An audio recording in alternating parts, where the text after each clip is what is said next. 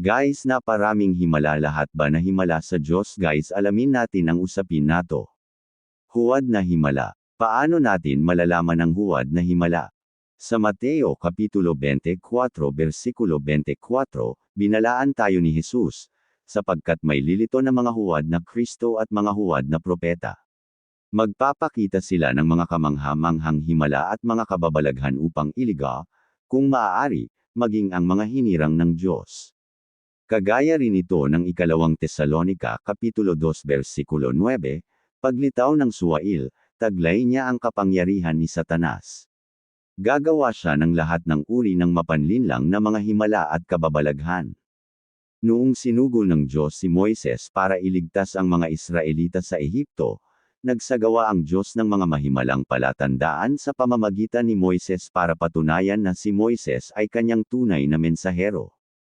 Gayunman, sinasabi sa Exodo Kapitulo 7 versikulo 22, at ang mga mahiko sa Ehipto ay gumawa ng gayon din, sa pamamagitan ng kanilang mga engkanto. At ang puso ng Faraon ay nagmatigas, at hindi niya din ineg sila. Gaya ng sinalita ng Panginoon, tingnan din ang Exodo Kapitulo 7 versikulo 11 at 8:7. Ipinakita ng Diyos ang kanyang higit na kagalingan sa pagpapakita ng himala na kahit ang mahikiro, o mas tamang sabihin, na kahit ang mga demonyo na nagbigay ng kapangyarihan sa mga mahikiro, ay hindi kayang gayahin. Exodo Kapitulo 8 versikulo 18, 11 minuto pasado alas 9. Subalit nananatili pa rin ang katotohanan na ang mga mahikiro ng Faraon ay nakakagawa rin ng himala. Kaya, kung ang mga himala ay pwedeng manggaling sa Diyos o sa dyablo, paano natin malalaman ng malinaw ang pagkakaiba nila? Hindi nagbigay ang Biblia ng tiyak na katuruan kung paano makikilala ang huwad na himala. Gayunman, ang Biblia ay nagbigay ng tiyak na katuruan kung paano makikilala ang huwad na mangangaral. Makikilala mo sila sa kanilang mga gawa. Mateo Kapitulo 7 versikulo 16, 20. Ipinaliwanag itong mabuti sa unang Juan Kapitulo 4 versikulo 2 hanggang 6, ito ang palatandaan na ang Espiritu ng Diyos nga ang nasa kanila, kung ipinapahayag nila na si Jesu Kristo ay dumating bilang tao. Kung hindi gayon ang kanilang ipinapahayag tungkol kay Jesus, hindi mula sa Diyos ang Espiritong nasa kanila. Ang Espiritu ng kaaway ni Kristo ang nasa kanila. Narinig na ninyong ito'y darating at ngayon ngay nasa sanlibutan na. Mga anak, kayo ngay sa Diyos at napagtagumpayan na ninyo ang mga huwad na propeta, sapagkat ang Espiritong nasa inyo ay mas makapangyarihan kaysa Espiritong nasa mga makasanlibutan. Sila'y makasanlibutan, kaya't mula rin sa sanlibutan ang itinuturo nila, at nakikinig sa kanila ang mga makasanlibutan.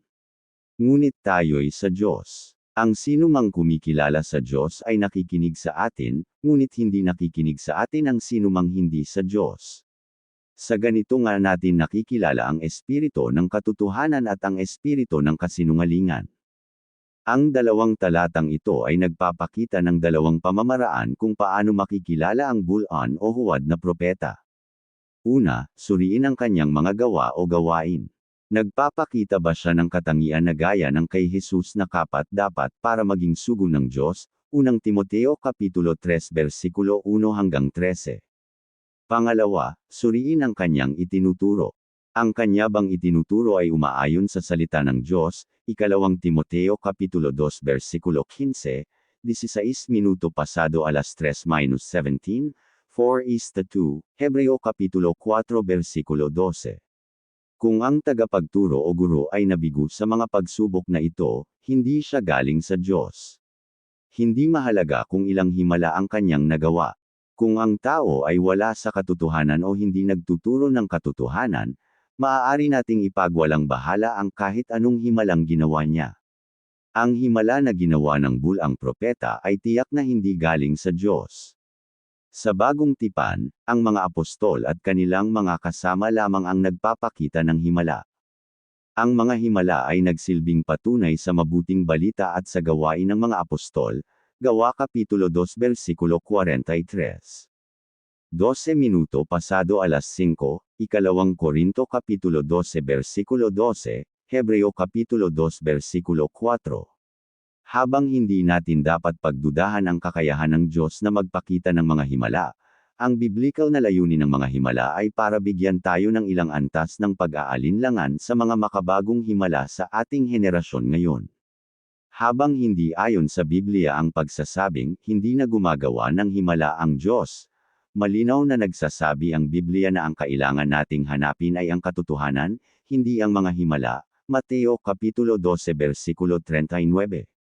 Nakakawiling isipin na ang mga himala sa Biblia ay napatunayan ng mga sugo noon, pero ngayon, ang mga himala ay hindi na kailangang maging ebidensya para sa tunay na sugo ng Diyos. Ang dahilan ng pagkakaiba ay ang salita ng Diyos. Ngayon ay may kumpleto na tayong katuruan ng banal na kasulatan at ito'y isang gabay na hindi maaaring magkamali. Mayroon tayong masiguradong salita, 2 Pedro Kapitulo 1 versikulo 19. Maaari natin itong gamitin para sa malinaw na kaalaman kung ang mensahe ay galing sa Diyos o hindi. Ang mga himala ay maaring maging huwad. Kaya naman, itinuturo tayo ng Diyos sa kanyang mga salita.